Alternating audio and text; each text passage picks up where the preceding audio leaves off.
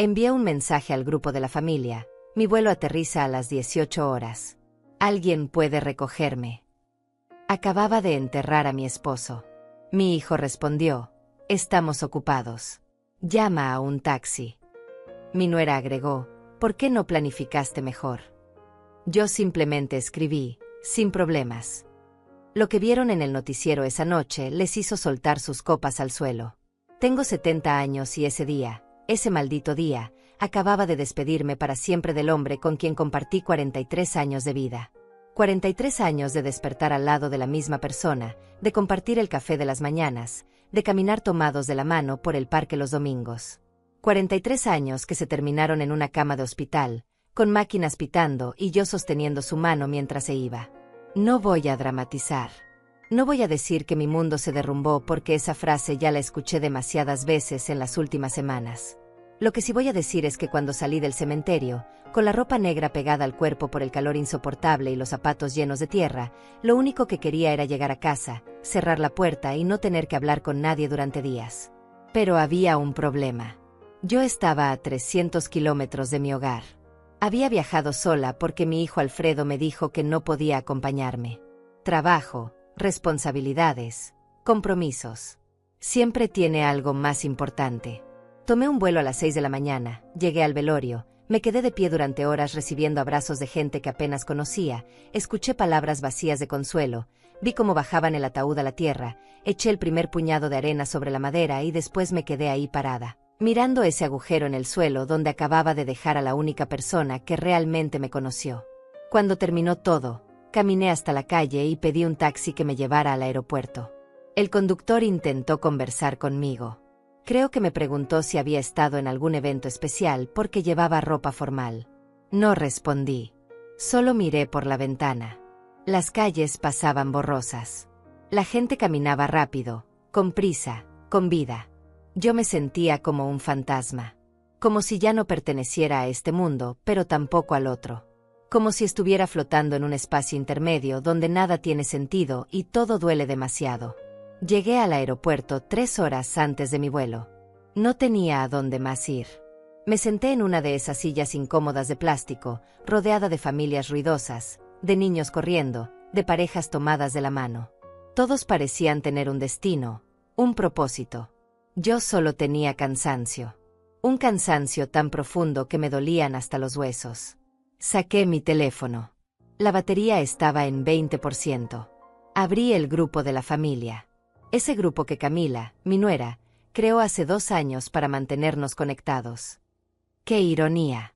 El último mensaje era de hacía una semana. Una foto de ellos en un restaurante elegante. Copas de vino, sonrisas perfectas, comida que costaba más de lo que yo gasto en mercado en un mes. Escribí el mensaje. Mi vuelo aterriza a las 18 horas. ¿Alguien puede recogerme? No pedí mucho. No pedí que vinieran al entierro. No pedí que me acompañaran en el hospital durante esas últimas noches cuando mi esposo agonizaba y yo dormía en una silla de plástico. No pedí que me llamaran para preguntar cómo estaba. Solo pedí que alguien me recogiera en el aeropuerto. 30 minutos de su tiempo. Tal vez 40 con el tráfico. La respuesta de Alfredo llegó rápido. Demasiado rápido. Estamos ocupados. Llama a un taxi. 6 palabras. Eso fue todo lo que recibí de mi hijo el día que enterré a su padrastro. El hombre que lo crió desde los 5 años. El hombre que le enseñó a andar en bicicleta, que pagó su universidad, que estuvo en su boda aunque ya estaba enfermo y los médicos le habían dicho que no debía viajar. 6 palabras frías, sin disculpas, sin explicación. Pero lo peor vino después.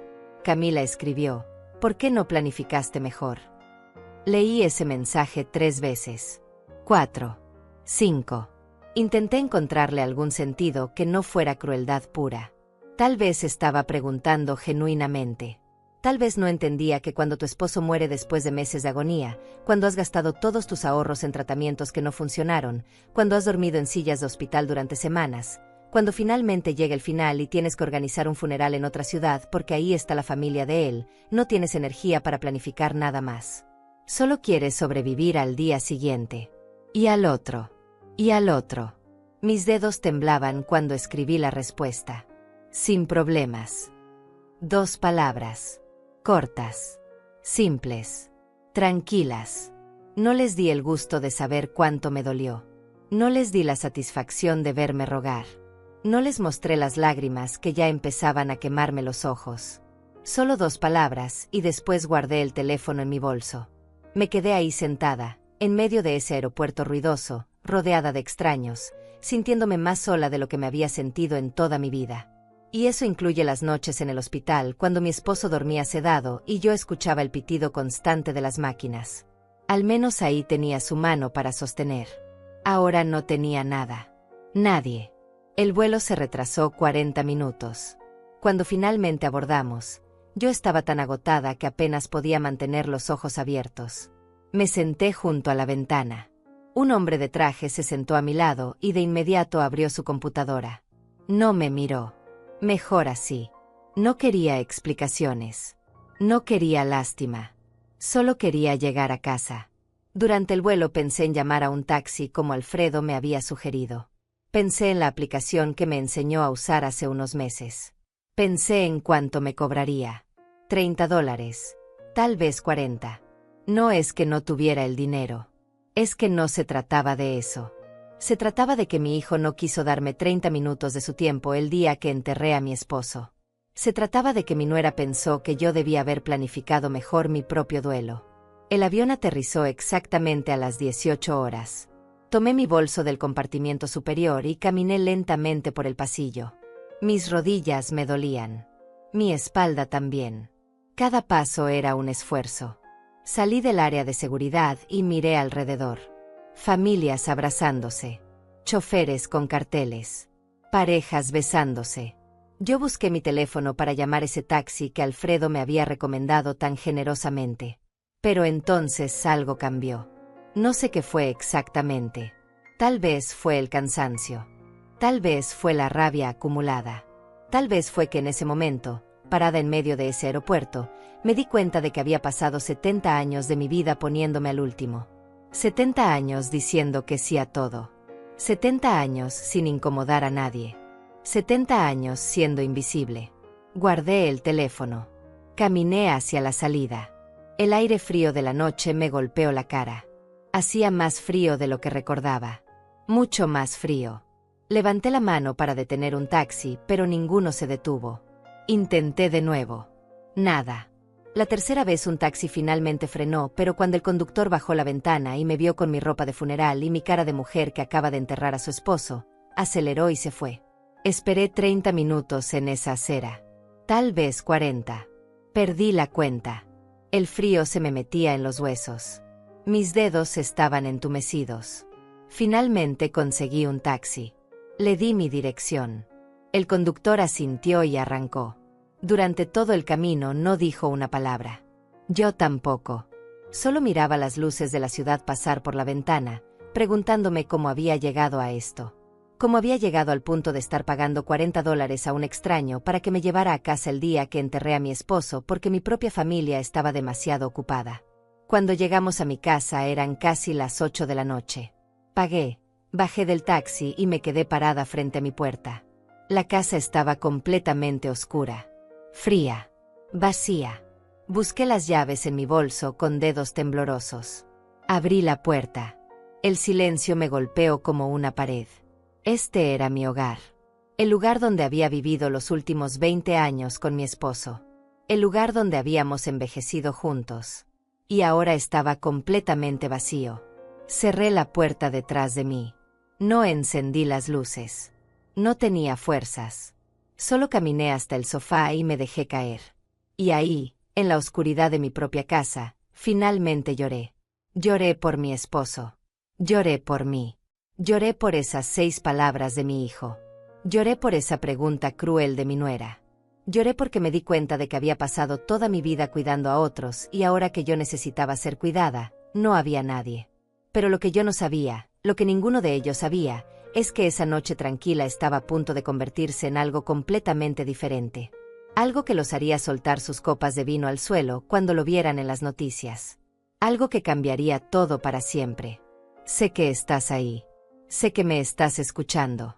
Y sé exactamente por qué sigues aquí conmigo en este momento. Porque reconoces algo en mi historia. Porque tal vez tú también has sentido esa soledad que viene cuando las personas que se supone deben amarte simplemente no aparecen.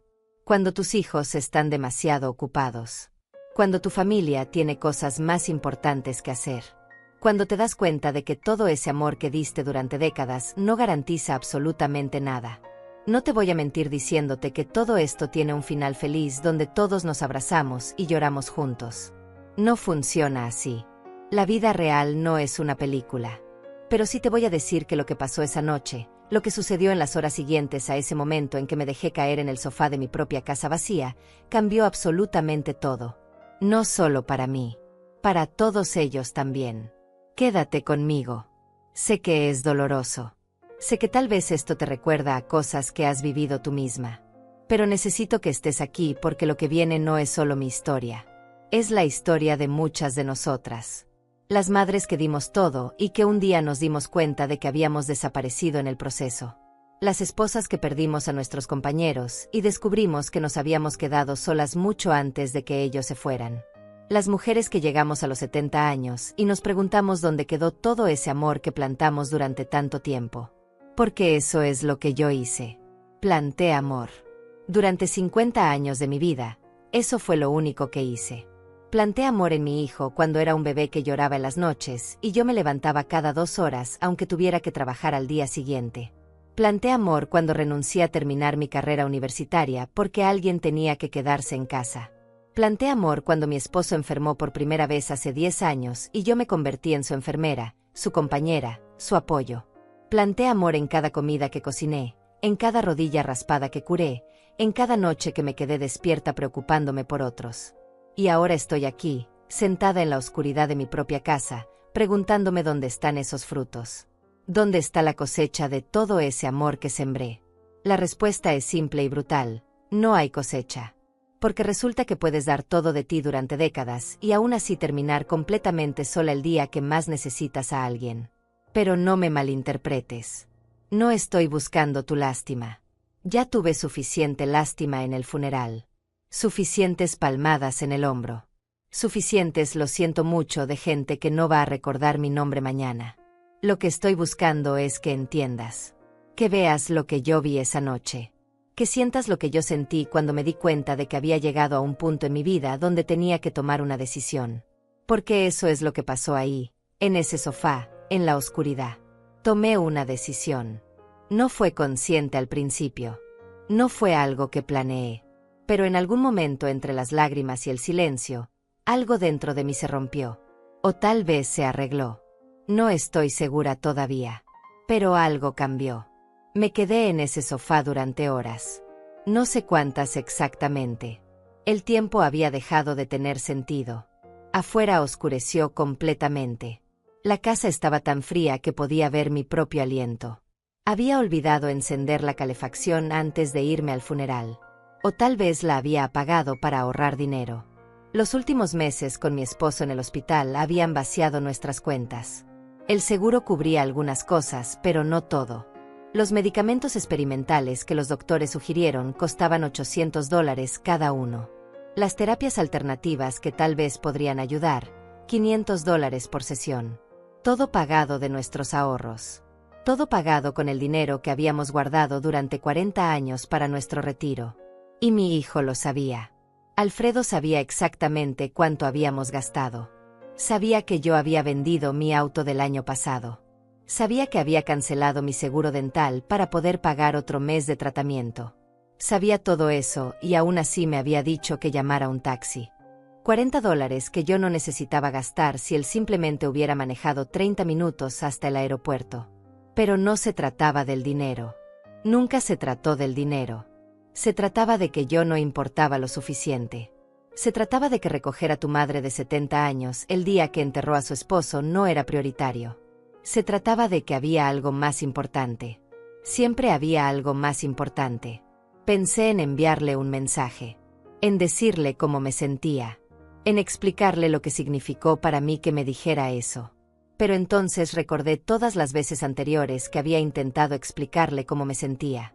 Todas las veces que había tratado de decirle que me sentía sola, que necesitaba verlo más seguido, que extrañaba tener una relación real con él. Y recordé cómo siempre terminaba esa conversación. Con él diciéndome que estaba siendo dramática. Con Camila diciéndome que ellos tenían sus propias vidas. Con yo sintiéndome culpable por haber pedido algo tan simple como tiempo con mi propio hijo.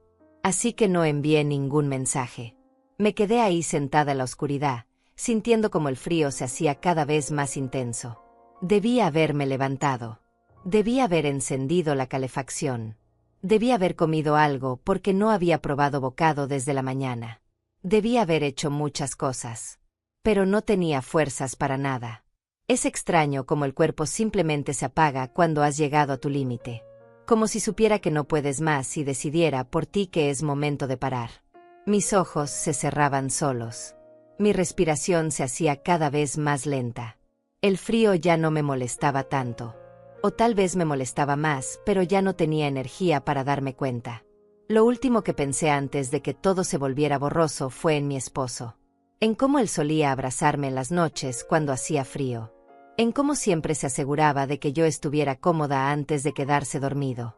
En cómo, incluso en sus últimos días cuando apenas podía moverse, me buscaba con la mano para asegurarse de que yo estuviera ahí. Él nunca me dejó sola. Ni una sola vez en 43 años. Y ahora que él no estaba, descubrí que estar sola era mucho peor de lo que había imaginado. Pero ahora entiende esto. Entiende por qué necesito que sigas aquí conmigo. Porque lo que pasó después no fue solo algo que me pasó a mí. Fue algo que podría pasarle a cualquiera de nosotras. A ti. A tu madre. A tu abuela. A cualquier mujer que haya llegado a esta edad y se haya dado cuenta de que las personas por las que dio todo simplemente no están cuando ella las necesita. Y lo que pasó esa noche, lo que descubrieron cuando encendieron el noticiero mientras tomaban sus copas de vino en su casa cálida y cómoda, fue algo que nunca esperaron. Algo que los obligó a enfrentar exactamente qué tipo de personas se habían convertido. Algo que hizo que esas copas cayeran de sus manos y se hicieran pedazos en el suelo. Pero para entender eso, para entender cómo llegamos hasta ahí, necesitas saber más.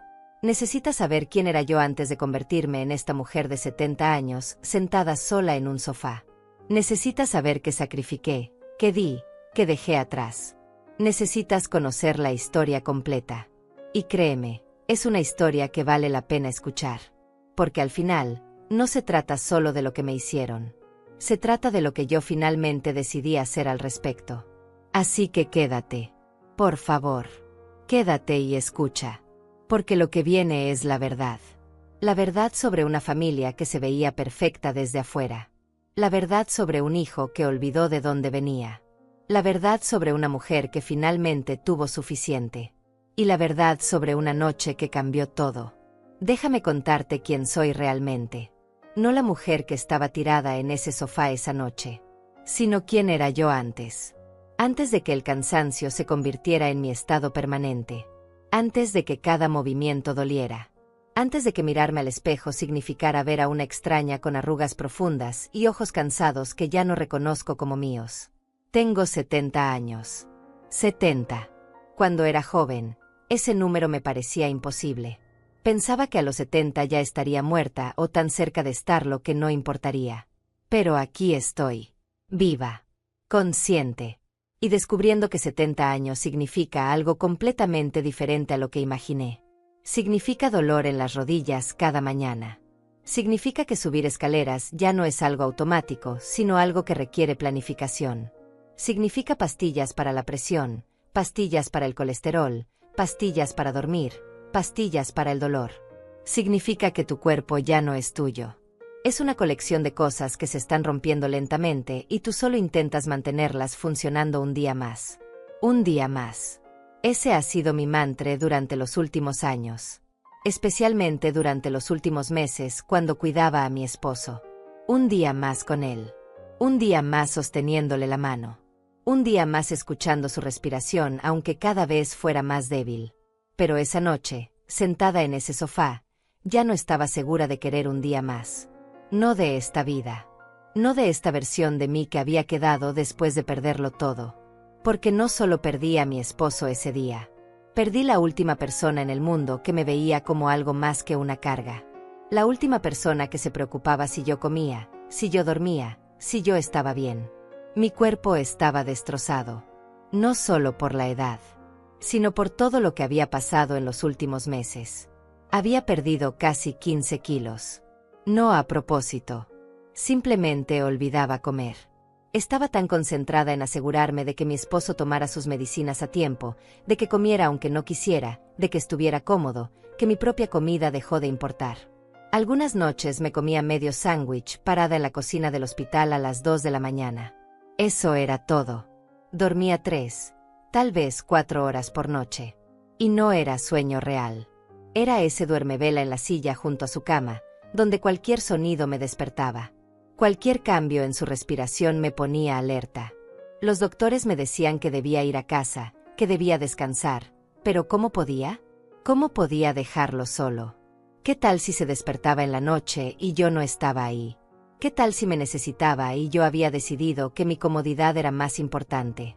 Así que me quedaba, noche tras noche, semana tras semana, hasta que mi espalda se convirtió en un nudo permanente de dolor, hasta que mis ojos ardían todo el tiempo, hasta que caminar del hospital al estacionamiento se sentía como escalar una montaña. Y mi hijo lo sabía. Alfredo venía a visitarnos una vez por semana. Tal vez, si no tenía algo más importante que hacer, se quedaba 20 minutos, media hora máximo.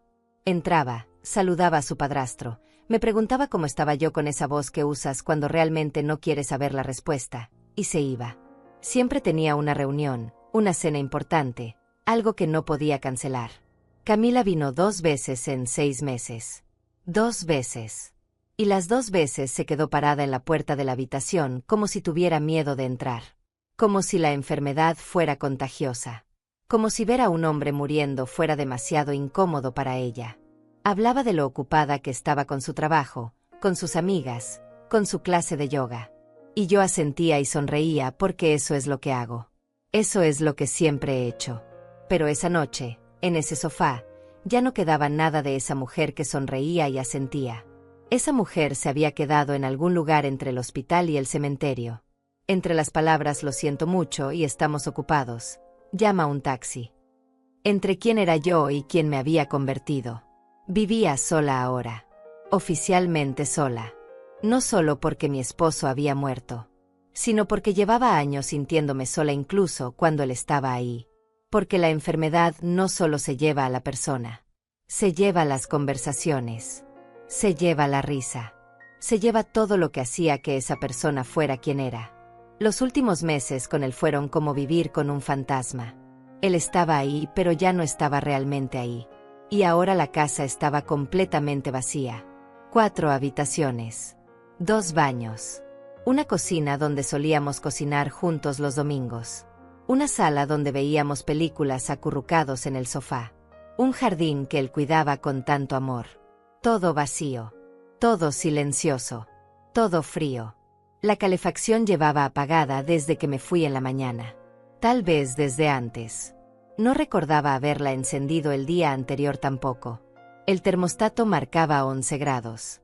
11 grados en una casa donde vivía una mujer de 70 años que acababa de enterrar a su esposo y que llevaba más de 24 horas sin comer ni dormir adecuadamente.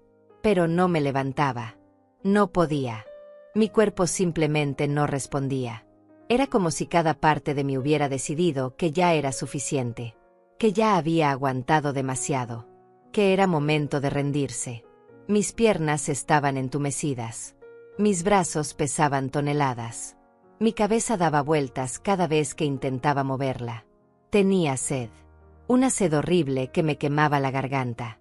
Pero la cocina estaba a 10 metros de distancia y esos 10 metros se sentían como kilómetros. Pensé en llamar a alguien. En pedir ayuda. ¿Pero a quién? Mi hijo estaba ocupado. Mi nuera pensaba que yo debía planificar mejor. Mis amigas. Bueno, la mayoría de mis amigas también habían perdido a sus esposos y estaban lidiando con su propio dolor. No iba a molestarlas con el mío. Así que me quedé ahí, temblando, sintiendo como el frío se metía cada vez más profundo en mis huesos, sintiendo como mi cuerpo se rendía poco a poco. Y una parte de mí, una parte muy pequeña pero muy real, Pensó que tal vez esto estaba bien. Tal vez esto era más fácil. Tal vez rendirse era la respuesta. Pero entonces pensé en algo. Pensé en mi hijo y mi nuera sentados en su sala cálida, con su chimenea encendida, con sus copas de vino, probablemente viendo alguna serie en su televisor de $3,000. Pensé en cómo habían seguido con su día después de decirme que llamara un taxi. Pensé en cómo probablemente ni siquiera se habían preguntado si llegué bien a casa. Si estaba bien. Si necesitaba algo. Y ese pensamiento, encendió algo en mí. No era rabia todavía. Era algo más profundo. Era la comprensión clara y brutal de que yo no importaba. No para ellos. Tal vez nunca había importado. Tal vez todo lo que había hecho por Alfredo durante 45 años, todas las noches sin dormir cuando era bebé, todos los sacrificios, todo el amor, no había significado absolutamente nada.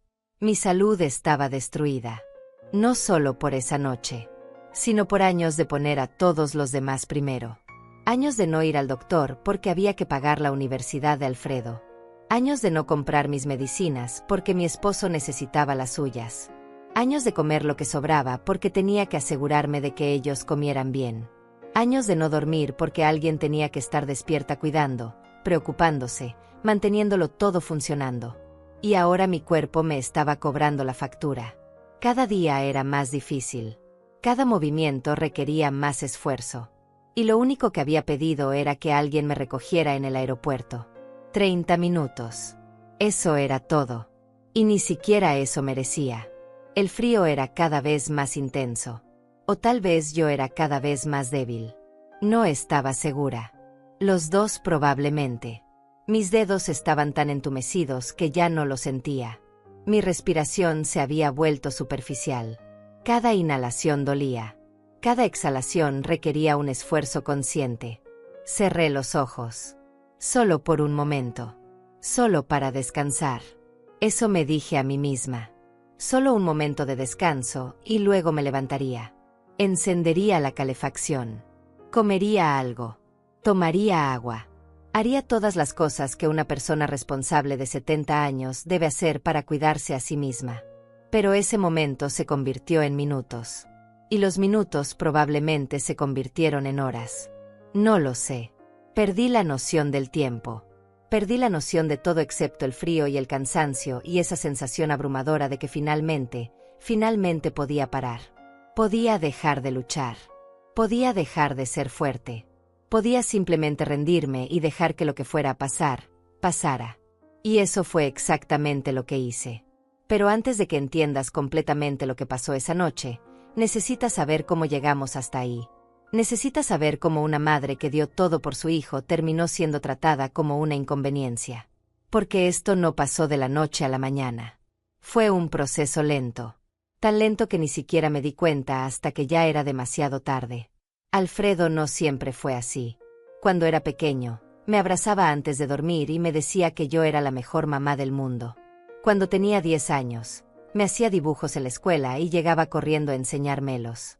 Cuando cumplió 15, todavía me daba un beso en la mejilla antes de irse a la escuela. Pero algo cambió. No sé exactamente cuándo. Tal vez fue gradual. Tal vez fue cuando conoció a Camila.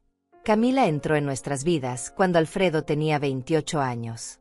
Era ambiciosa, inteligente, guapa. Venía de una familia con dinero. Su padre era dueño de 3 concesionarios de autos. Su madre nunca había trabajado un día en su vida. Vivían en una casa de 2 pisos con piscina y empleada doméstica. Todo lo contrario a nosotros. La primera vez que vino a cenar a nuestra casa, la vi mirando alrededor con esa expresión. Tú sabes cuál. Esa expresión de alguien que está evaluando y juzgando y encontrando todo insuficiente. Nuestros muebles viejos. Nuestra cocina pequeña. Nuestros platos que no hacían juego. Todo era demasiado humilde para ella. Preparé mi mejor comida esa noche. Pasé todo el día cocinando. Pollo asado con papas, ensalada fresca, pan casero. Puse la mesa con el mantel que solo usábamos en ocasiones especiales. Hasta compré flores para el centro de mesa. Gasté $50 que realmente no podíamos gastar. Pero quería que ella viera que éramos una buena familia. que su novio venía de un buen hogar. Ella comió poco. Dijo que estaba cuidándose para un evento que tenía la siguiente semana. Movió la comida de un lado a otro del plato. Sonrió educadamente cuando le pregunté sobre su trabajo. Respondió con monosílabos. Y cuando se fueron esa noche, escuché a Alfredo disculparse con ella en el auto. Disculparse. Por mí. Por nuestra casa. Por nuestra comida. Esa debió haber sido mi primera señal. Pero yo quería que mi hijo fuera feliz. Y si ella lo hacía feliz, entonces yo iba a aceptarla. Iba a hacer el esfuerzo. Iba a ser la mejor suegra posible. Se casaron 2 años después. La boda costó $30,000. $30,000. El padre de Camila pagó la mayor parte, pero aún así esperaban que nosotros contribuyéramos. Es tradición, dijo Camila. La familia del novio debe pagar ciertas cosas. Así que mi esposo y yo vaciamos nuestra cuenta de ahorros. $5,000. Todo lo que teníamos guardado para emergencias. Para su boda. La ceremonia fue en un salón elegante del otro lado de la ciudad. Yo llevaba un vestido que compré en rebaja por $120. Me sentí fuera de lugar todo el día. Los invitados de la familia de Camila llevaban ropa de diseñador, joyas caras, perfumes que probablemente costaban más que mi vestido completo. Las invitadas de nuestro lado éramos nosotras, yo, mi hermana y 2 primas. 5 mujeres en un mar de extraños elegantes. Durante el banquete, la madre de Camila dio un discurso sobre cómo su hija se merecía lo mejor y cómo estaba segura de que Alfredo iba a proveerle exactamente eso. No mencionó a nuestra familia ni una sola vez. No agradeció nuestros $5,000. No reconoció los 30 años que yo había pasado criando al hombre que ahora se estaba casando con su preciosa hija. Alfredo tampoco dijo nada. En su discurso agradeció a los padres de Camila por su generosidad. Habló sobre cómo admiraba su éxito. Sobre cómo quería construir una vida similar para su futura familia. No nos mencionó a nosotros. Ni a mí ni a mi esposo. Como si no hubiéramos existido. Como si él hubiera llegado a sus 28 años completamente solo. Después de la boda, las visitas se volvieron menos frecuentes. Al principio venían cada 2 semanas. Luego una vez al mes. Luego cada 2 meses. Siempre había una excusa. Trabajo. Viajes. Compromisos sociales. La casa nueva que estaban comprando. Las renovaciones que estaban haciendo. Siempre algo más importante. Yo llamaba. Por supuesto que llamaba. Cada semana marcaba su número. A veces contestaba Alfredo. Hola mamá, estoy ocupado, te llamo después. Y nunca llamaba después. A veces contestaba Camila. Alfredo no está disponible ahora mismo. ¿Quieres dejarle un mensaje? Como si yo fuera una cliente llamando a una oficina. Intenté adaptarme. Intenté ser menos demandante. Menos necesitada. Dejé de llamar cada semana. Solo llamaba en ocasiones especiales. Cumpleaños. Navidad. Año Nuevo. Y aún así, la mitad del tiempo ni siquiera contestaban. Cuando mi esposo se enfermó por primera vez hace 10 años, le mandé un mensaje a Alfredo. Tu padre está en el hospital. Necesitan hacerle unos estudios. Tardó 6 horas en responder. Ok, manténme informado. Eso fue todo. No voy para allá. No necesitas algo. Solo manténme informado. Como si su padre fuera un proyecto de trabajo que necesitaba actualizaciones periódicas. Después de ese primer susto, mi esposo se recuperó, pero nunca volvió a ser el mismo. Los doctores dijeron que tenía que cuidarse. Menos estrés. Mejor dieta. Más descanso. Así que yo me convertí en su cuidadora. Cocinaba comidas especiales. Me aseguraba de que tomara sus medicinas. Iba con él a todas sus citas médicas. Y Alfredo seguía con su vida. Compraron una casa más grande. $300,000. 4 habitaciones, 3 baños, jardín con piscina. Me mandó fotos. Mira mamá, finalmente lo logramos. Sí, lo lograron. Con el dinero que habían ahorrado porque nosotros pagamos su universidad. Porque nosotros le compramos su primer auto. porque nosotros le dimos el enganche para su primer departamento. Pero nunca lo mencionaba. Era como si todo eso hubiera sido borrado de su memoria. Como si él hubiera llegado a donde estaba completamente por sí mismo. Como si nosotros no hubiéramos sacrificado nada para que él pudiera tener oportunidades que nosotros nunca tuvimos. Las críticas empezaron sutilmente. Mamá, ¿todavía usas ese teléfono viejo? Deberías actualizarte. Mamá, tu casa necesita mantenimiento. Se ve descuidada. Mamá, ¿por qué no contratas a alguien que te ayude con la limpieza? Ya estás muy grande para estar haciendo eso tú sola. Yo tenía 65 años. No 90. Todavía podía limpiar mi propia casa. Todavía podía cocinar. Todavía podía hacer todo lo que había hecho siempre. Pero para él, yo ya era vieja. Ya era una carga. Ya era alguien que necesitaba ayuda constante. Camila era peor. Sus comentarios venían envueltos en preocupación falsa. Silvia, ¿estás segura de que deberías manejar? A tu edad es peligroso. Silvia, ¿comiste hoy? Te ves muy delgada. Tienes que cuidarte mejor. Silvia, esa ropa está muy anticuada. ¿Quieres que te lleve de compras? Como si yo fuera una niña que necesitaba supervisión. Intenté hablar con Alfredo sobre esto una vez. Hace 3 años. Lo llamé y le dije que necesitaba hablar con él sobre algo importante. Vino a la casa al día siguiente. Se sentó en el sofá, revisando su teléfono mientras yo intentaba explicarle cómo me sentía. Cómo me dolía que ya no nos visitaran. Cómo extrañaba tener una relación real con él. Cómo a veces me sentía invisible para ellos. Él suspiró. Dejó el teléfono por un momento y me miró con esa expresión. Esa expresión de paciencia forzada que usas con alguien que está siendo irracional. Mamá, no está siendo invisible. Simplemente estamos ocupados. Tenemos nuestras propias vidas. No podemos estar viniendo aquí cada semana. Tienes que entender eso. No te estoy pidiendo que vengas cada semana, le dije. Solo te estoy pidiendo que me veas. Que me incluyas en tu vida de vez en cuando.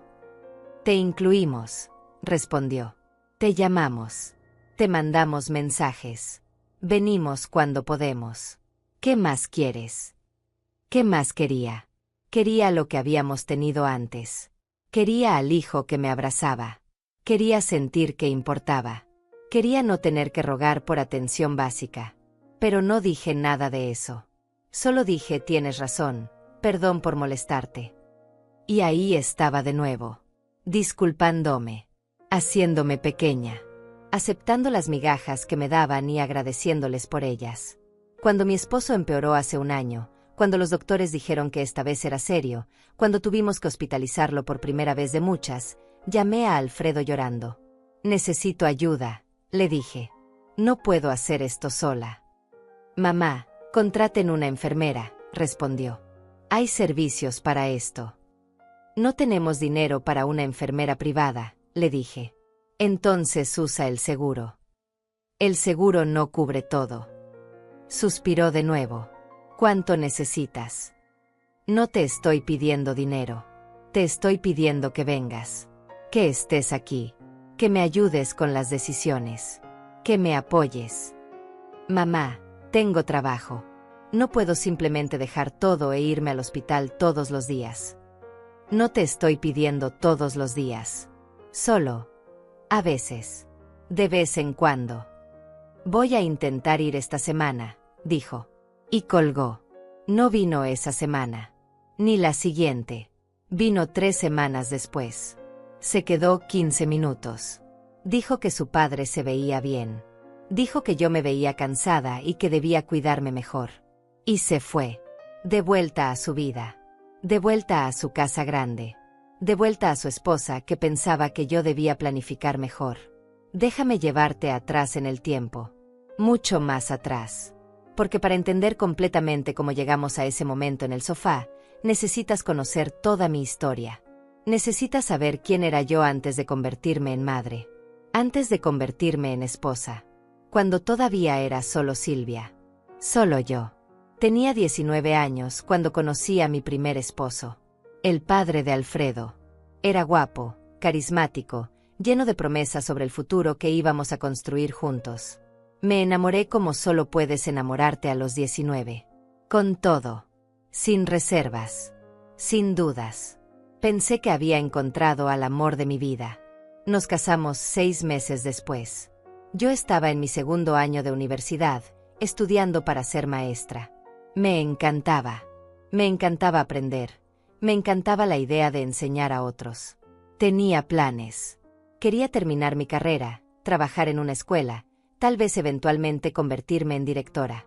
Tenía sueños grandes para una chica que venía de una familia donde nadie había ido a la universidad. Quedé embarazada 3 meses después de la boda. No lo planeamos. Yo estaba tomando precauciones, pero falló. Cuando vi esas 2 líneas en la prueba, lloré. No de felicidad. De miedo. Tenía 20 años. Todavía era una niña yo misma. No estaba lista para ser madre. No estaba lista para dejar mis sueños. Pero mi esposo estaba emocionado. Vamos a ser padres, decía. Esto es maravilloso. Y yo intenté convencerme de que tenía razón. Intenté emocionarme.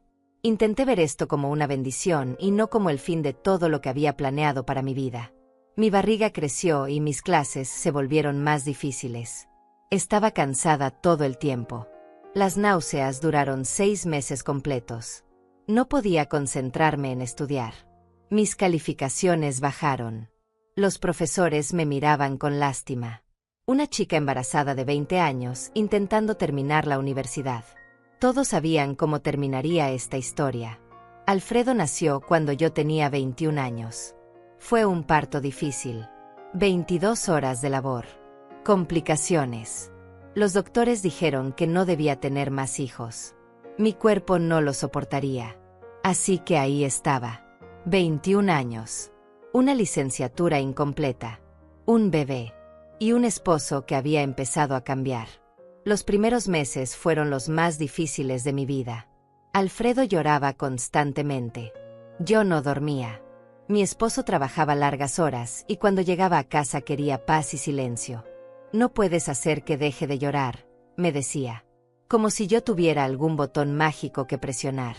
Intenté volver a la universidad cuando Alfredo tenía 6 meses. Duré 3 semanas. Entre las clases, el bebé, la casa, mi esposo, no había suficientes horas en el día. No había suficiente de mí para todos. Así que dejé la escuela. Es temporal, me dije. Volveré cuando él sea más grande. Nunca volví. Porque cuando Alfredo tenía 2 años, mi esposo se fue. Simplemente se fue. Un día llegué a casa y encontré una nota en la mesa de la cocina. No puedo hacer esto. Lo siento. Eso fue todo. 3 años de matrimonio resumidos en 6 palabras. Se llevó su ropa, su computadora y la mitad del dinero de nuestra cuenta compartida. $800. Me dejó con $400, un niño pequeño y una renta que no podía pagar sola. Los siguientes meses fueron una pesadilla. Conseguí trabajo como mesera. El único trabajo que pude encontrar sin título universitario. Ganaba $6 por hora más propinas. Trabajaba turnos dobles cuando podía. Mi hermana cuidaba a Alfredo mientras yo trabajaba. Le pagaba $50 a la semana. Era todo lo que podía darle. Llegaba a casa a las 11 de la noche con los pies hinchados y la espalda destruida. Alfredo ya estaba dormido. Yo me duchaba rápido, revisaba que estuviera bien tapado, y me desplomaba en mi cama. 4 horas después me levantaba de nuevo para prepararlo para ir con mi hermana. Así fue mi vida durante 3 años. Conocí a mi segundo esposo cuando Alfredo tenía 5 años. Vicente. Era cliente regular en el restaurante donde trabajaba. Siempre pedía lo mismo.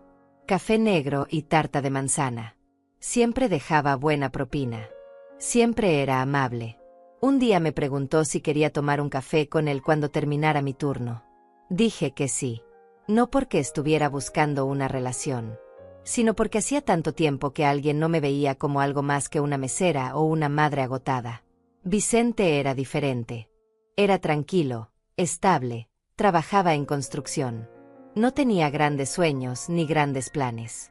Solo quería una vida simple. Una buena mujer, una casa modesta, tal vez un jardín donde plantar tomates. Y después de años de caos y dificultad, esa simpleza sonaba como el cielo. Nos casamos un año después. Él adoptó a Alfredo formalmente. Es mi hijo ahora, decía. Y lo trataba así. Le enseñó a andar en bicicleta. Iba a sus juegos de béisbol. Lo ayudaba con la tarea. Era el padre que Alfredo necesitaba. El padre que su padre biológico nunca fue. Dejé de trabajar como mesera cuando nos casamos. Vicente insistió. Quiero que estés en casa con Alfredo, dijo. Quiero que tengas tiempo para ti también. Para descansar. Para ser feliz. Y por primera vez en años, respiré. Por primera vez desde que tenía 20 años, no estaba en modo de supervivencia constante. Pero ser ama de casa tampoco era fácil. Era diferente, pero no fácil. Porque ahora toda mi identidad estaba atada a ser madre y esposa. Ya no era Silvia que quería ser maestra.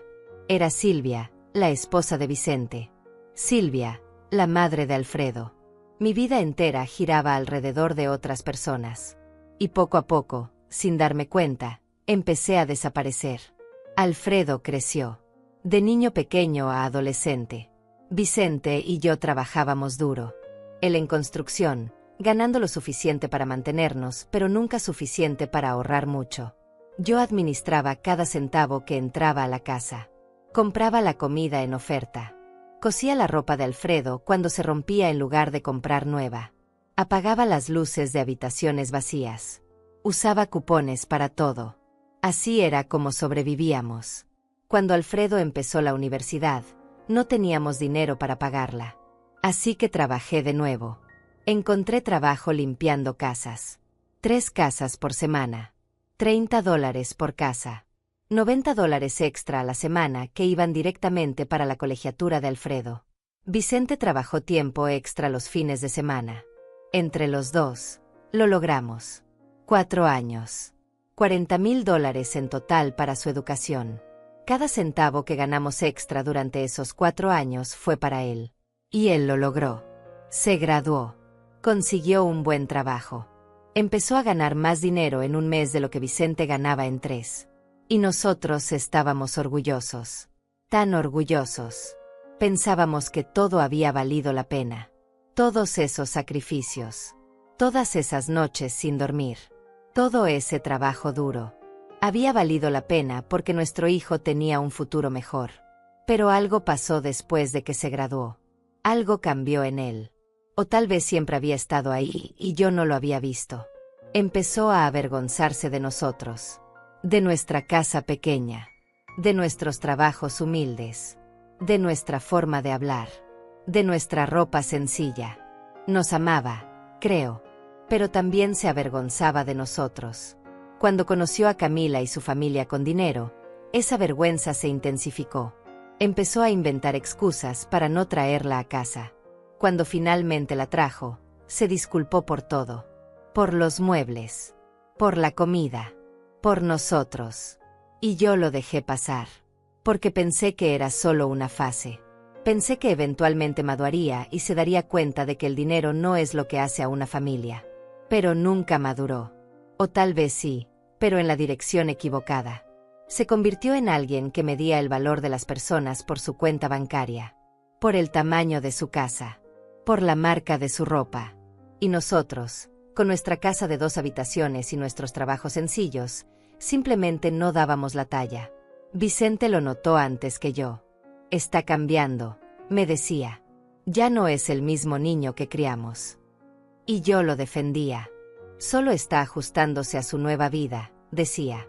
Dale tiempo. Pero Vicente tenía razón. Alfredo estaba cambiando. Y no para mejor. Los años pasaron. Vicente empezó a enfermarse. Primero fueron cosas pequeñas. Dolores de espalda por todos esos años en construcción. Problemas con las rodillas. Presión alta. Los doctores dijeron que necesitaba reducir el estrés, trabajar menos. Pero no podíamos permitirnos eso. Todavía teníamos cuentas que pagar. Todavía teníamos una hipoteca. Así que siguió trabajando. Y siguió enfermándose. Y yo me convertí en su cuidadora además de todo lo demás. Cocinaba comidas especiales. Lo llevaba a citas médicas. Me aseguraba de que tomara sus medicinas. Y Alfredo seguía con su vida, visitándonos cada vez menos, llamando cada vez menos, alejándose cada vez más. Hace un año, cuando Vicente empeoró realmente, cuando los doctores dijeron que su corazón estaba fallando y que necesitaba cuidados constantes, pensé que Alfredo vendría. Pensé que finalmente se daría cuenta de que su padre lo necesitaba. Que yo lo necesitaba. Pero no vino. Mandaba mensajes preguntando cómo estaba su padre. Pero nunca venía. Nunca se sentaba conmigo en esas salas de espera. Nunca sostuvo mi mano cuando los doctores nos daban malas noticias. Nunca estuvo ahí cuando más lo necesitábamos. El taxi me dejó frente a mi casa esa noche y mientras buscaba las llaves con dedos temblorosos, una parte de mí todavía tenía esperanza. Una esperanza pequeña y patética de que tal vez, solo tal vez, Alfredo había cambiado de opinión. Tal vez había venido mientras yo estaba en camino. Tal vez había entrado con su llave de emergencia que le di hace años y había encendido la calefacción. Tal vez había comprado algo de comida.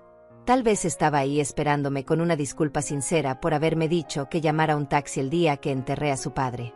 Pero cuando abrí la puerta, la oscuridad y el silencio me dijeron todo lo que necesitaba saber. No había nadie. La casa estaba exactamente como la había dejado esa mañana cuando salí corriendo para tomar mi vuelo. Fría. Vacía. Abandonada. Cerré la puerta detrás de mí y me quedé parada en la entrada por un momento.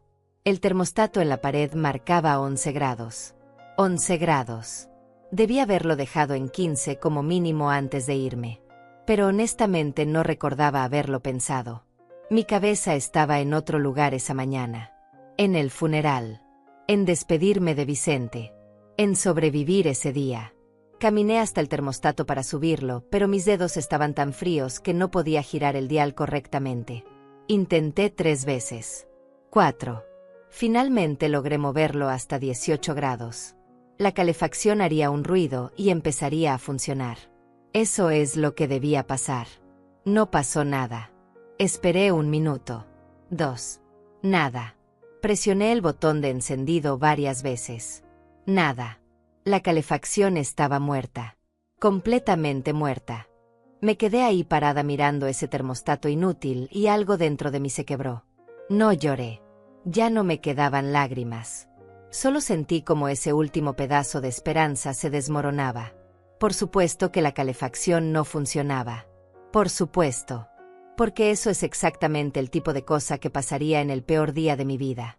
La calefacción había estado haciendo ruidos extraños las últimas semanas. Vicente siempre la reparaba él mismo.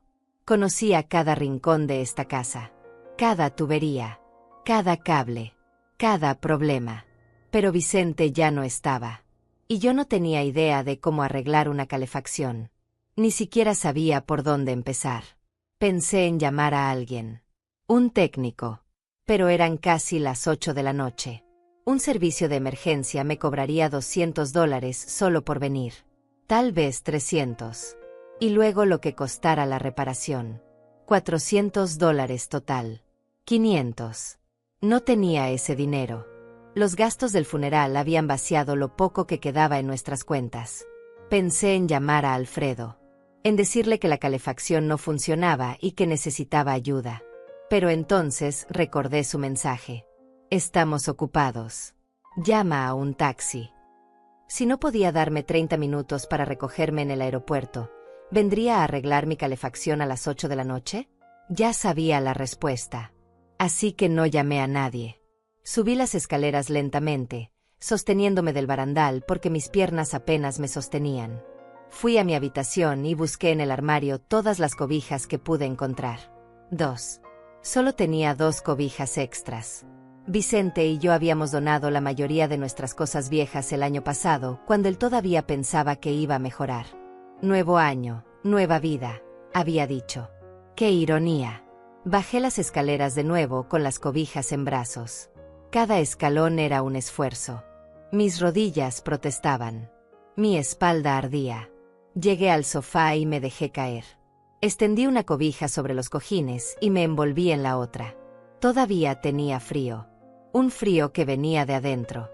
Un frío que ninguna cobija podía calentar. Saqué mi teléfono. 20% de batería. Abrí el grupo de la familia otra vez. Leí los mensajes de nuevo. Estamos ocupados. Llama a un taxi. ¿Por qué no planificaste mejor? Mis dedos se movieron sobre el teclado. Quería escribir algo. Quería decirles exactamente cómo me sentía. Quería decirles que su indiferencia me estaba matando. Que su frialdad dolía más que cualquier cosa física que pudiera sentir. Pero no escribí nada. Porque ¿qué caso tenía? Si no les importó que acababa de enterrar a su padre, ¿por qué les iba a importar que tenía frío? ¿Que estaba sola? ¿Que necesitaba ayuda? Ya había quedado claro que mis necesidades no eran su prioridad. Que yo no era su prioridad. Guardé el teléfono. Cerré los ojos. Intenté dormir. Pero el frío era demasiado intenso. Mis dientes castañaban. Mi cuerpo temblaba sin control. Me acurruqué más en las cobijas, pero no ayudaba. Nada ayudaba. Me levanté del sofá. Necesitaba hacer algo. Necesitaba moverme. Tal vez eso me calentaría. Caminé a la cocina. Abrí el refrigerador buscando algo para comer. Casi vacío. Un yogur vencido. Media cebolla. Una botella de salsa de tomate. Eso era todo. No había comido en todo el día, pero no tenía hambre. El estómago se me había cerrado hacía horas. Llené un vaso con agua del grifo y lo tomé de un trago. El agua fría bajó por mi garganta como hielo. Me hizo temblar más. Dejé el vaso en el fregadero y volví al sofá. Cada paso requería esfuerzo consciente. Cada movimiento era como mover pesas. Me envolví en las cobijas de nuevo.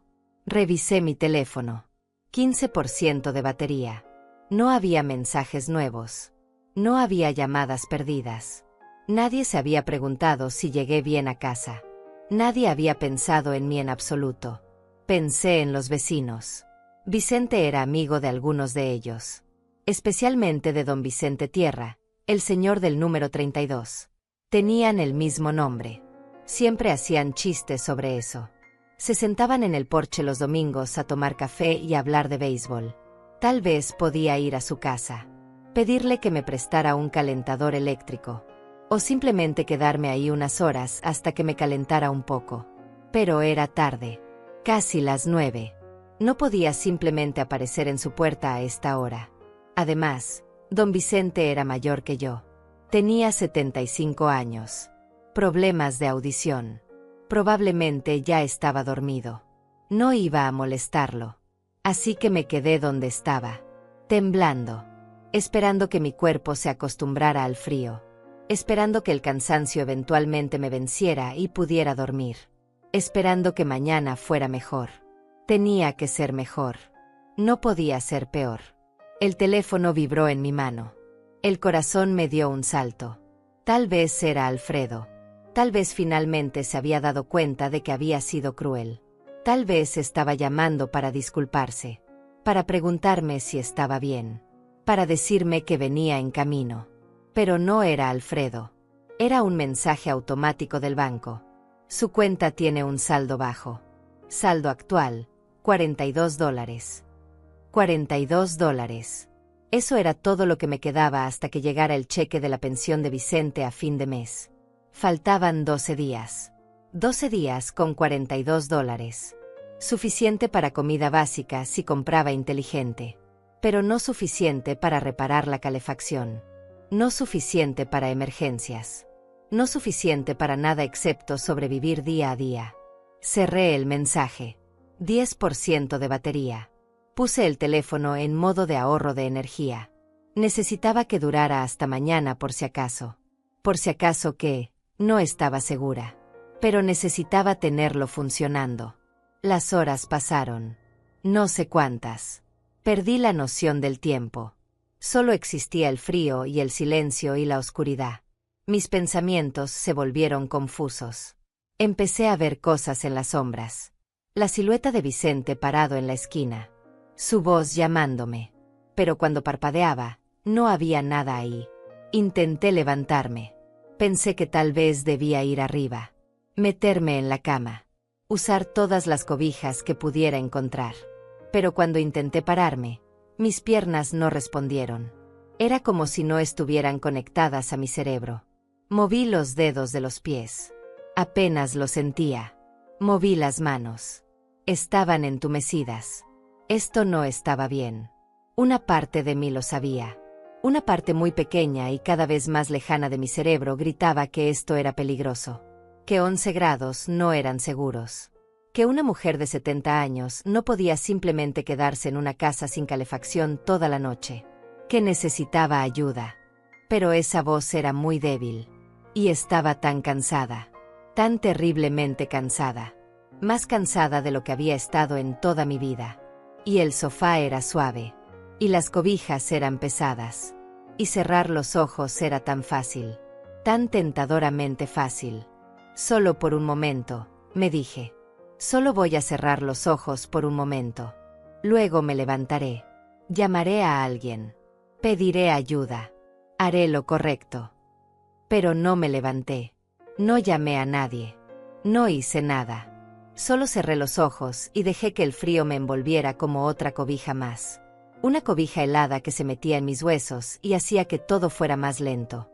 Mi respiración. Mi corazón. Mis pensamientos. Soñé con Vicente. Con cuando éramos jóvenes. Con nuestro primer departamento. Era pequeño y hacía frío en invierno, pero nos teníamos el uno al otro. Nos acurrucábamos bajo las cobijas y él me abrazaba y yo me sentía completamente segura. Completamente amada. Completamente en casa. Silvia, decía en el sueño. Tienes que levantarte. Tienes que pedir ayuda. Estoy cansada, le respondía. Déjame dormir un poco más. No puedes dormir ahora. Es peligroso. Tienes que levantarte. Pero no quería levantarme. Quería quedarme ahí con él. En ese momento cálido del pasado donde todo todavía estaba bien.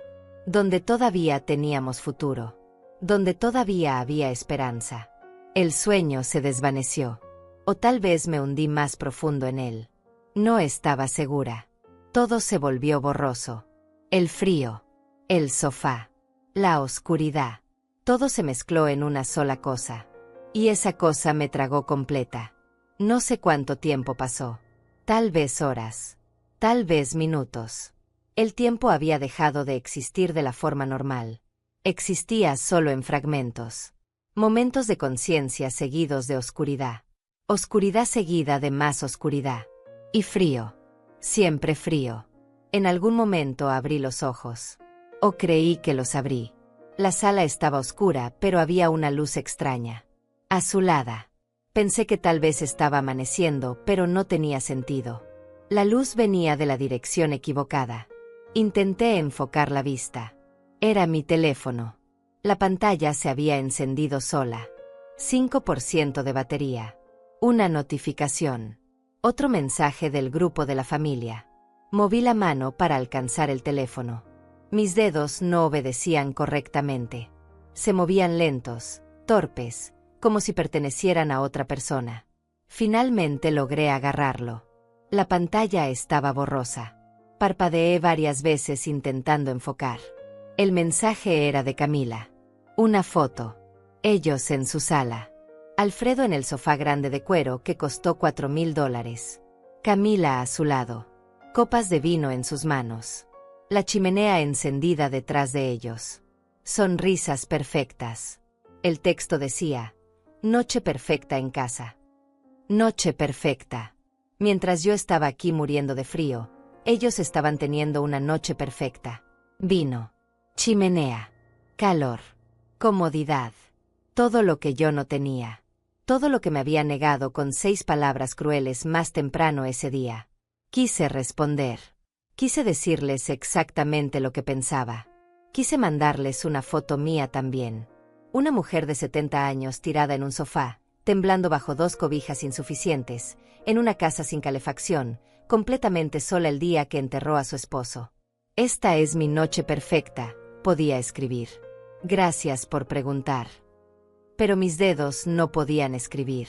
No podían formar las palabras. Apenas podían sostener el teléfono. Lo dejé caer sobre mi pecho.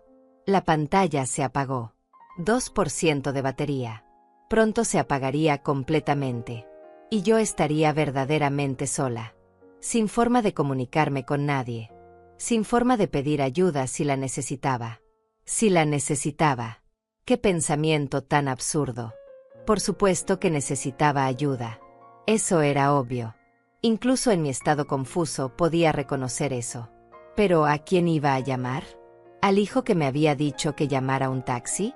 ¿A la nuera que pensaba que yo debía planificar mejor? ¿A los vecinos que apenas conocía y que probablemente estaban dormidos? No. No iba a llamar a nadie. No iba a rogar por ayuda. No iba a ser una carga. No iba a incomodar a nadie más. Ya había incomodado suficiente con mi simple solicitud de que alguien me recogiera en el aeropuerto. No iba a cometer ese error de nuevo. Cerré los ojos otra vez. El frío ya no dolía tanto. O tal vez dolía más, pero yo ya no podía sentirlo correctamente. Mi cuerpo se sentía pesado. Tan pesado que el sofá se hundía bajo mi peso. O tal vez yo me hundía. Me hundía en el sofá, en la oscuridad, en el frío. Me hundía y no podía detenerme. Escuché ruidos. O creí escucharlos. Pasos. Voces. Alguien llamando mi nombre. Pero no podía ser real. Nadie sabía que yo necesitaba ayuda. Nadie estaba pensando en mí. Nadie vendría. Era solo mi imaginación. Mi cerebro creando lo que mi corazón desesperadamente quería que fuera real. Los ruidos se hicieron más fuertes. Más cercanos. Golpes. Alguien golpeando algo. Una puerta. Mi puerta. Y una voz. Una voz de hombre. Vieja pero fuerte. Silvia. Silvia, ¿estás ahí? Don Vicente. Don Vicente Tierra del número 32. ¿Pero qué estaba haciendo ahí? ¿Por qué estaba golpeando mi puerta? Intenté responder.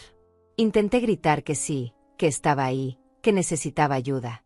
Pero mi voz no salió. Solo un sonido débil. Un gemido que ni siquiera yo podía escuchar correctamente. Más golpes. Más gritos. Voy a tirar la puerta. Aléjate de la entrada. Y entonces un golpe fuerte. Madera crujiendo.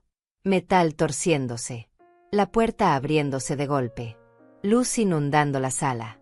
Una linterna apuntando directo a mi cara. Dios mío.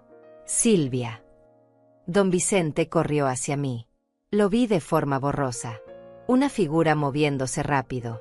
Más rápido de lo que un hombre de 75 años debería poder moverse. Se arrodilló junto al sofá.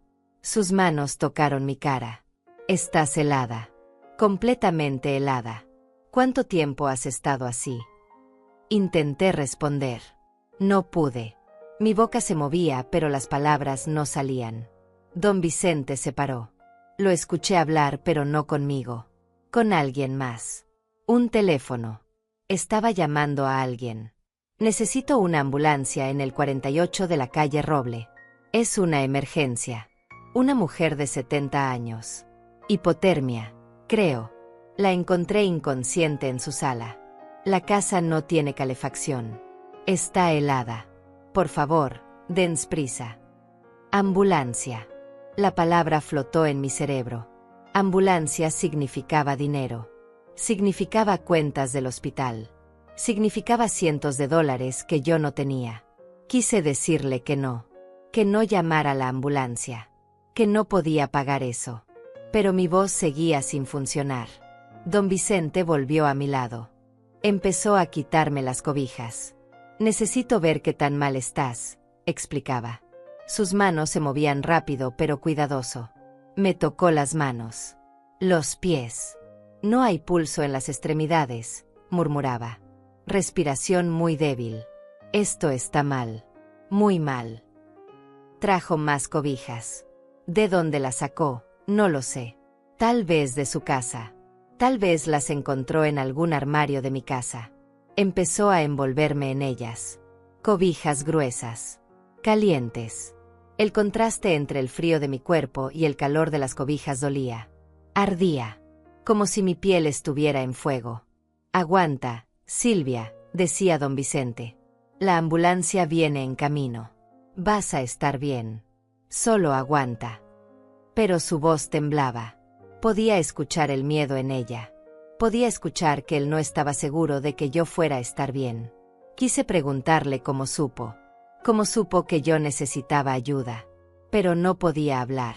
Solo podía yacer ahí mientras él seguía frotando mis manos, tratando de traer la circulación de vuelta, tratando de mantenerme viva.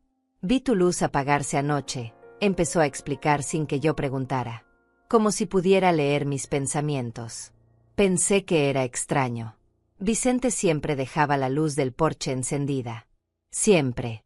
Después pensé que tal vez te habías olvidado. Pero esta mañana noté que todavía estaba apagada. Y la casa se veía vacía. Muerta. Toqué tu puerta varias veces hoy. Nadie respondió. Llamé tu teléfono. No contestaste. Mi teléfono. Claro. Se había quedado sin batería. Y yo no lo había escuchado sonar porque estaba muy profunda en mi estupor frío. Empecé a preocuparme de verdad esta tarde, continuó don Vicente. Le pregunté a otros vecinos si te habían visto. Nadie te había visto. Entonces me acordé. El funeral era hoy. Vicente me lo había mencionado hace unas semanas. Me dijo que iba a ser en otra ciudad. Que tú tenías que viajar sola porque tu hijo no podía ir contigo. Hizo una pausa. Escuché el dolor en su voz.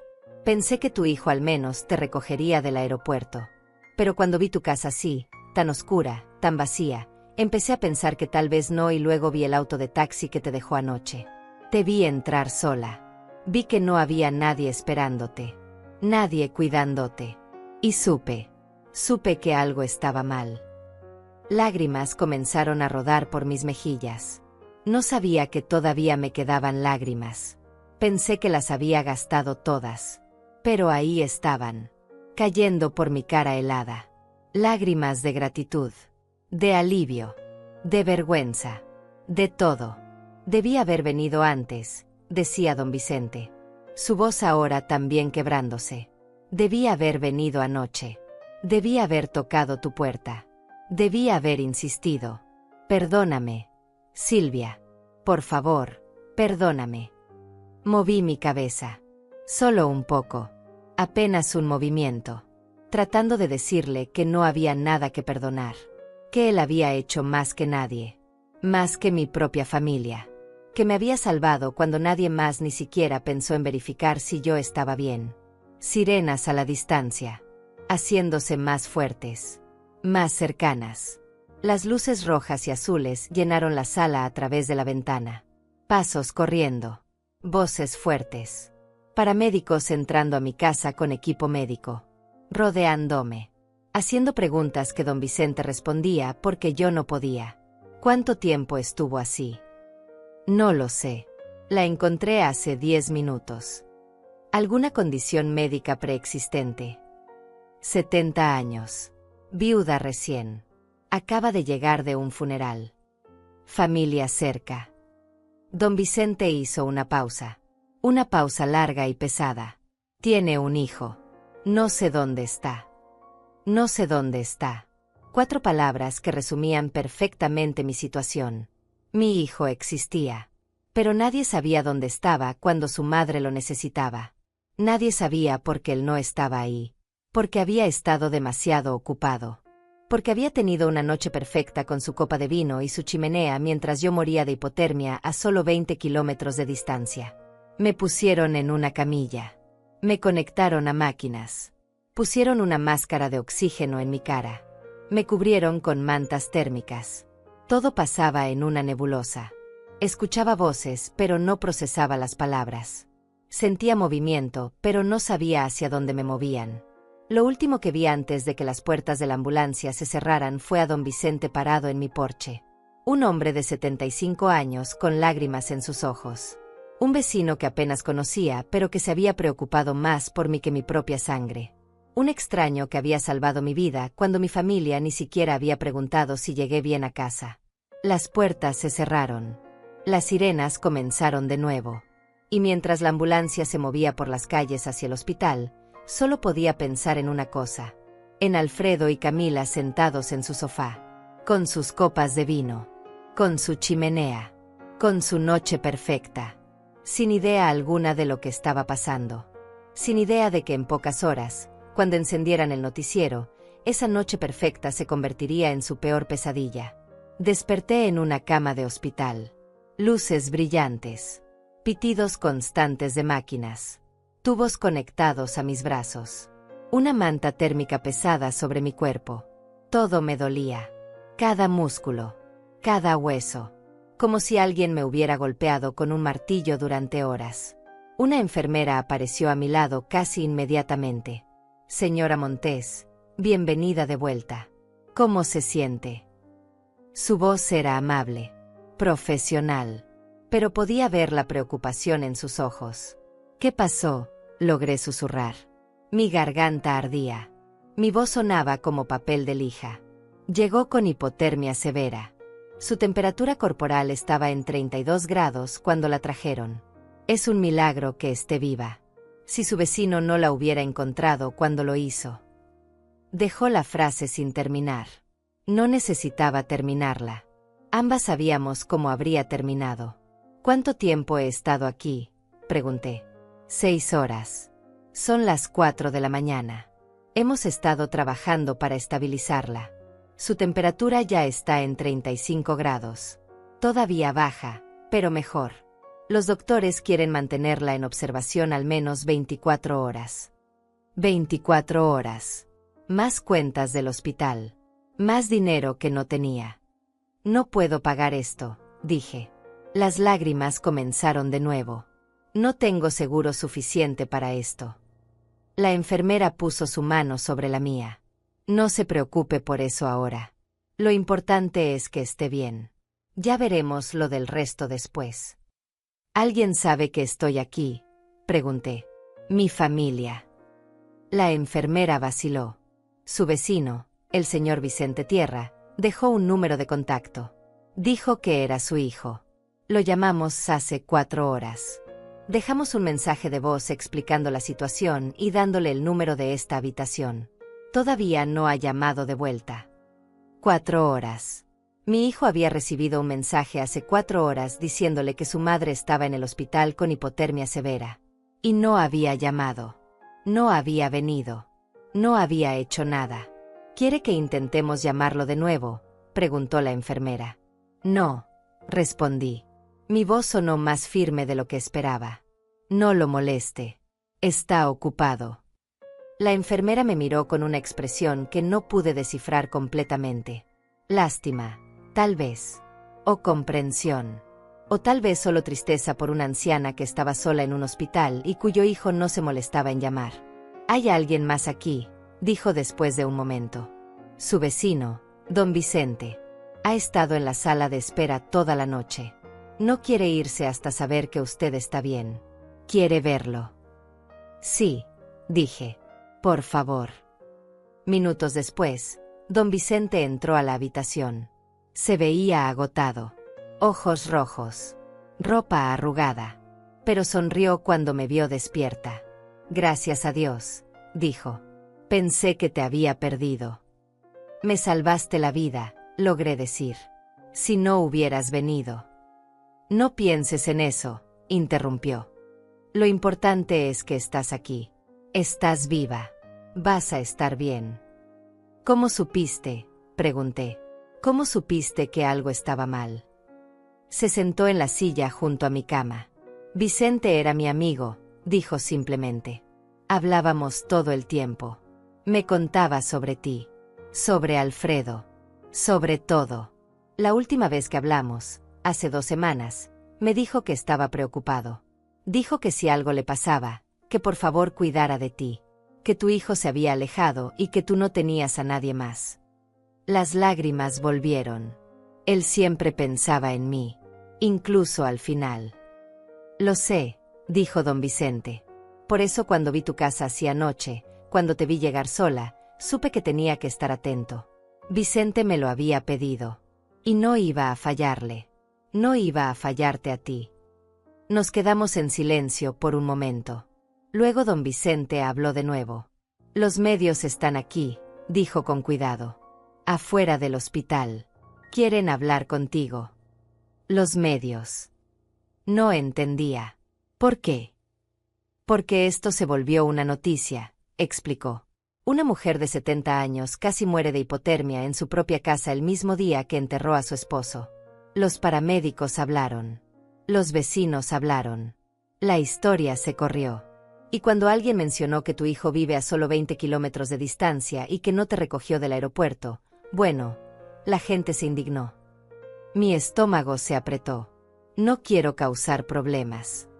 Tú no causaste nada, dijo don Vicente firmemente. Ellos causaron esto. Con su indiferencia. Con su crueldad. Y ahora el mundo lo sabe. ¿Alfredo lo sabe? Pregunté. ¿Sabe que esto es noticia? Todavía no, creo. Pero lo sabrá pronto. Sale en el noticiero de las 6 de la mañana. En 2 horas. Y está en todas las redes sociales. La gente está compartiendo la historia. Está indignada. Quieren saber qué tipo de hijo deja a su madre de 70 años, sola el día que enterró a su esposo. Cerré los ojos. No era así como quería que esto pasara. No quería venganza. No quería humillación pública. Solo quería que mi hijo se diera cuenta. Que viera lo que había hecho. Que entendiera el dolor que había causado. No tienes que hablar con los medios si no quieres, dijo don Vicente. Puedes quedarte aquí. Recuperarte. Dejar que esto pase. Abrí los ojos y lo miré. ¿Y qué va a pasar cuando salga de aquí? Cuando vuelva a esa casa fría y vacía. Cuando esté sola de nuevo y nadie se preocupe si estoy bien. Don Vicente tomó mi mano. No vas a estar sola, prometió. Yo voy a estar ahí. Los vecinos van a estar ahí. Ya hablé con varios. Todos están dispuestos a ayudar. A cuidarte. A asegurarse de que estés bien. Pero no son mi familia, susurré. No, admitió. No lo somos. Pero estamos aquí. Y tu familia no lo está. A veces la familia que eliges es más fuerte que la familia de sangre. Tenía razón. Lo sabía. Pero dolía igual. Dolía saber que extraños se preocupaban más por mí que mi propio hijo. Dolía saber que un vecino de 75 años había estado despierto toda la noche en una sala de espera mientras mi hijo dormía cómodamente en su casa grande con su esposa y su chimenea. ¿Qué debo hacer?, pregunté. Lo que tú quieras, respondió don Vicente. Esto es tu vida. Tu decisión. Nadie más tiene derecho a decirte qué hacer. Pensé en eso. En mi vida. En mis decisiones. Durante 70 años había dejado que otros tomaran decisiones por mí. Mi primer esposo decidió irse. Mi segundo esposo decidió que yo debía quedarme en casa. Alfredo decidió alejarse. Camila decidió que yo debía planificar mejor. Todos habían decidido. Todos menos yo. Pero ahora era diferente. Ahora yo tenía una opción. Podía quedarme callada. Podía dejar que esto pasara sin decir nada. Podía volver a ser invisible. O podía hacer algo diferente. Podía hablar. Podía contar mi historia. Podía dejar que el mundo supiera exactamente lo que había pasado. No por venganza, sino por verdad. Porque tal vez, solo tal vez, mi historia podía ayudar a alguien más. A otra mujer de 70 años que se sentía invisible. A otra madre cuyos hijos se habían alejado. A otra esposa que acababa de perder a su compañero y se encontraba completamente sola. Voy a hablar con ellos, dije finalmente. Voy a contar mi historia. Don Vicente asintió. Estaré contigo si me necesitas. Gracias, dije. Y lo decía en serio. Gracias por salvarme. Gracias por quedarte. Gracias por preocuparte cuando nadie más lo hizo. En 2 horas, Alfredo y Camila encenderían su televisor para ver las noticias de la mañana mientras tomaban su café. Y ahí, en la pantalla, verían la historia de una mujer de 70 años que casi murió en su propia casa. Verían mi foto. Escucharían mi nombre. Y en ese momento, cuando la copa de café se les cayera de las manos, finalmente entenderían lo que habían hecho. El noticiero de las 6 de la mañana abrió con mi historia. Lo supe porque la enfermera entró corriendo a mi habitación 15 minutos después. Está en todas partes, dijo.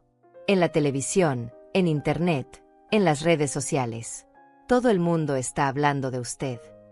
Don Vicente llegó poco después con su teléfono en la mano. Alfredo acaba de llamar al hospital, dijo. La recepcionista me contó. Estaba gritando, exigiendo verte, diciendo que los medios están acampados frente a su casa, que los vecinos lo están confrontando, que su esposa está llorando, que todo esto es un malentendido. Un malentendido, repetí. La palabra sonaba absurda.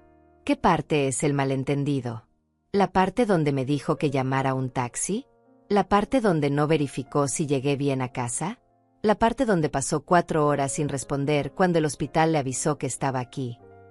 Está viniendo para acá, advirtió don Vicente.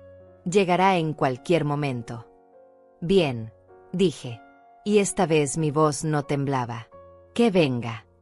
20 minutos después, Alfredo irrumpió en mi habitación. Camila venía detrás de él. Ambos se veían destrozados. Ojos rojos. Ropa puesta apresuradamente. Alfredo tenía la cara desencajada. Mamá, empezó. Mamá, gracias a Dios que estás bien. Cuando vi las noticias casi me muero. No podía creer que... ¿Qué? Lo interrumpí. ¿Que casi muero porque me dejaste sola? ¿Que un extraño tuvo que salvarme porque tú estabas demasiado ocupado? ¿Que el mundo ahora sabe exactamente qué tipo de hijo eres? No fue así, protestó. Tú no entiendes. Nosotros teníamos planes, compromisos. No podíamos simplemente cancelarlos. Terminé por él. No podían cancelar sus planes para recoger a tu madre el día que enterró a su esposo. Lo entiendo perfectamente, Alfredo. Quizás por primera vez en mi vida, lo entiendo completamente. Camila dio un paso adelante. Silvia, no queríamos que esto pasara. Si hubiéramos sabido que la calefacción no funcionaba, que estabas en peligro, obviamente hubiéramos venido. Obviamente. La palabra salió como un ladrido. No obviamente, Camila. Porque si realmente les importara, habrían verificado. Habrían llamado. Habrían preguntado si llegué bien. Pero no lo hicieron. Porque estaban ocupados teniendo su noche perfecta. Camila palideció. ¿Viste el mensaje? Vi el mensaje, confirmé. Vi tu foto perfecta con tus copas de vino y tu chimenea mientras yo me moría de frío a 20 kilómetros de distancia. Vi exactamente dónde están sus prioridades. Mamá, esto se está saliendo de control, dijo Alfredo. Su voz ahora tenía un tono de pánico. Los medios están diciendo cosas horribles. La gente en las redes sociales nos está atacando. Mi jefe me llamó preguntando qué está pasando. Los vecinos no nos hablan. Necesitas decirles que fue un malentendido. Que nosotros no sabíamos. ¿Qué? ¿Que lo salve? Pregunté. ¿Que limpie su imagen? ¿Que mienta para que ustedes no tengan que enfrentar las consecuencias de sus propias acciones? No es mentir, insistió. Es aclarar las cosas. Es dar contexto. Nosotros te amamos. Siempre te hemos amado. Solo que no lo suficiente, terminé. Me aman, Alfredo. Pero no lo suficiente para darme 30 minutos de tu tiempo. No lo suficiente para verificar si estoy bien. No lo suficiente para ser el hijo que yo necesitaba cuando más te necesitaba. El silencio llenó la habitación. Alfredo miró al suelo. Camila se secó las lágrimas. Don Vicente permanecía en la esquina, observando todo. Finalmente, Alfredo habló de nuevo. Su voz era diferente ahora. Más pequeña. Más quebrada. Tienes razón, susurró. Tienes razón en todo. He sido un mal hijo. Me alejé. Te ignoré. Puse mi vida, mi comodidad, mi conveniencia por encima de ti. Y casi te mato por eso. Levantó la vista y pude ver que realmente estaba llorando. Lágrimas genuinas corriendo por su cara. Lo siento, mamá. Lo siento tanto. No sé cómo pasó esto. No sé en qué momento me convertí en esta persona. Pero tienes razón. Fui cruel. Fui egoísta. Y casi te pierdo por eso. Quise estar enojada. Quise mantener esa rabia fría que había sentido. Pero viéndolo ahí, viéndolo realmente quebrado por primera vez en años, algo en mí se suavizó. Solo un poco. Casi me pierdes, repetí. Y esa es la verdad que no puedes cambiar, Alfredo. No importa cuánto lo sientas ahora. No importa cuántas disculpas digas. Esa verdad permanece. Lo sé, dijo. Y voy a tener que vivir con eso el resto de mi vida. Pero mamá, por favor, déjame arreglarlo. Déjame ser mejor. Déjame ser el hijo que debía haber sido siempre. No es tan simple, respondí. No puedes simplemente aparecer ahora y esperar que todo esté bien. No funciona así. No espero que esté bien, dijo Alfredo. Espero tener la oportunidad de intentarlo. De demostrarte que puedo cambiar. Que puedo ser mejor. Miré a don Vicente. Él asintió levemente. Una señal silenciosa de que la decisión era mía. Que él respetaría lo que yo eligiera. Si voy a darte esa oportunidad, dije lentamente, será bajo mis términos. No los tuyos. Por primera vez en mi vida, voy a poner mis necesidades primero. Voy a establecer límites. Y si no puedes respetarlos, entonces no habrá segunda oportunidad. ¿Entiendes?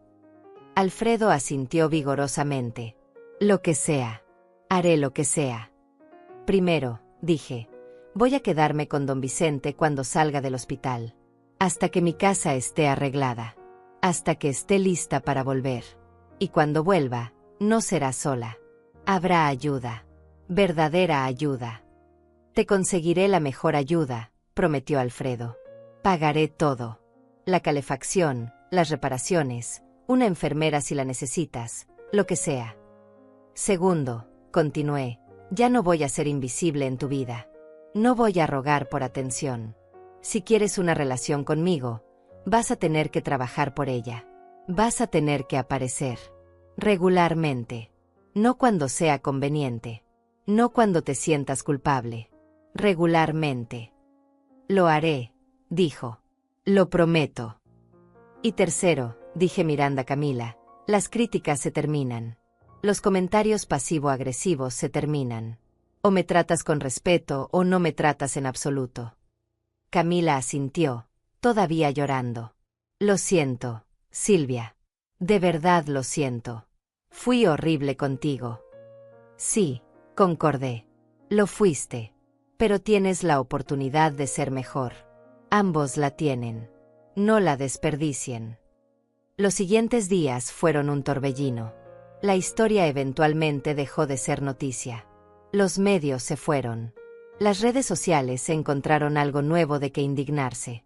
Pero en mi vida pequeña, todo había cambiado. Alfredo venía todos los días. A veces 2 veces al día.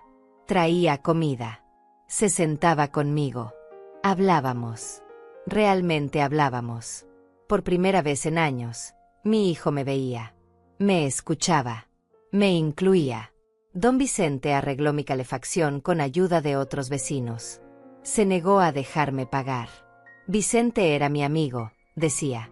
Esto es lo que los amigos hacen. Una trabajadora social del hospital me conectó con servicios comunitarios. Ayuda con las cuentas médicas. Un grupo de apoyo para viudas. Recursos que no sabía que existían. Y lentamente, muy lentamente, empecé a sanar. No solo mi cuerpo, sino algo más profundo. Algo que había estado roto durante mucho tiempo. 3 meses después, cuando finalmente volví a mi casa, no estaba sola. Don Vicente estaba ahí. Alfredo estaba ahí. Varios vecinos estaban ahí. La casa estaba cálida, limpia, lista para mí. Alfredo no era perfecto. Todavía cometía errores. Todavía a veces se olvidaba de llamar. Pero estaba intentando. Realmente intentando. Y eso significaba algo. Yo había pasado 70 años siendo invisible. 70 años poniendo a otros primero. 70 años sacrificándome sin pedir nada a cambio. Casi me costó la vida. Pero sobreviví. Y del otro lado de esa experiencia, encontré algo que no sabía que necesitaba. Encontré mi voz. Encontré mis límites. Encontré mi valor. Ya no soy la mujer que se disculpa por existir. Ya no soy la madre que acepta migajas y llama a eso amor. Soy Silvia Montes. Tengo 70 años. Soy una sobreviviente. Y finalmente, por primera vez en mi vida, soy libre.